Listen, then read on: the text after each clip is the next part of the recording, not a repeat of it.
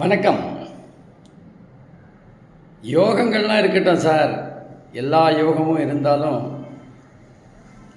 வாழ்க்கையில் ஒரு இன்ச்சு கூட முன்னேற முடியலையே அப்படிங்கிற கவலை நிறைய பேருக்கு இருக்குது.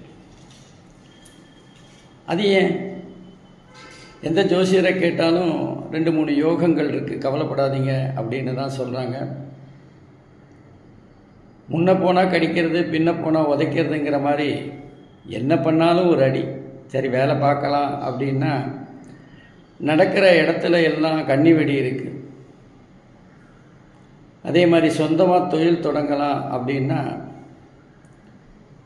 நம்ம தலையில் என்ன இழிச்சவாயன்னு எழுதி ஒட்டியிருக்கா தெரியல, எல்லாருக்கும் ஏமாற்றணும்னு தோன்றுது.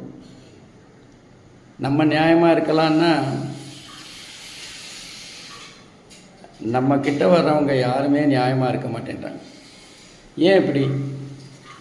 யோகம் தரும் அமைப்புகள் நிறைய இருந்தாலும் கஷ்டம்தான் கூட பிறந்த சகோதரர் மாதிரி கூடயே வந்துட்டுருக்கு.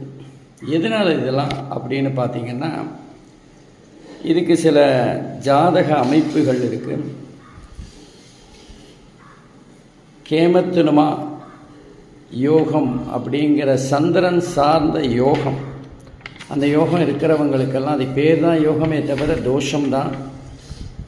அது எல்லாருக்குமான பாதிப்பை, எல்லா யோகங்களையும் சாப்பிடுகின்ற அளவுக்கு பாதிப்பை தரும். அதுக்கான அமைப்புகள் என்ன அப்படின்னு பார்த்தா, இப்போ நமக்கு தோல்வி மாத்திரம் ரகசியமாக வந்தால் கவலை இல்லை.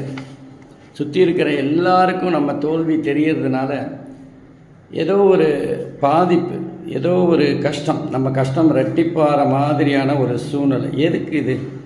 எந்த மாதிரி அமைப்புகள் அப்படின்னு பார்த்தீங்கன்னா, சந்திரனுக்கு 2-12 கிரகங்கள் இல்லாமல் இருந்தால் இந்த மாதிரி இருக்கும். சந்திரன் அல்லது லக்னத்துக்கு 4-10 கிரகங்கள், 4ங்கிறது யோகபாவம் சுகஸ்தானம், 10ங்கிறது ஜீவனஸ்தானம், இங்கெல்லாம் கிரகங்கள் இல்லைன்னா இந்த மாதிரி தான் இருக்கும். அதே மாதிரி சந்திரன் சனித்திருந்தாலும், சந்திரன் 2-8 பாவத்தில் பாவிகள் இருந்து சந்திரனை பார்த்தாலும், நீச்ச சந்திரன், தேய்பிரை சந்திரன் 4 பகை கிரகங்களோடு இருக்கிறது. லக்னம் சந்திரன் எந்த கிரக பார்வையும் இல்லாமல் இருக்கிறது.